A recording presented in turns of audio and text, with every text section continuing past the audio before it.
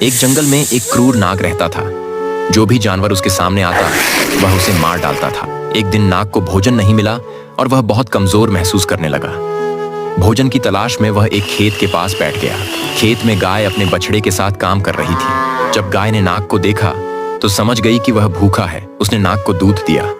नाग यह देखकर सोचने लगा, ये गाय कितनी मूर्ख है, मेरा पेट भरते ही मैं इसे काट लूंगा। लेकिन गाय नाग के हाव भाव को समझ गई और बोली, भाई तुम भी एक जानवर हो, मैं भी एक जानवर हूँ, हमें एक दूसरे की मदद करनी चाहिए।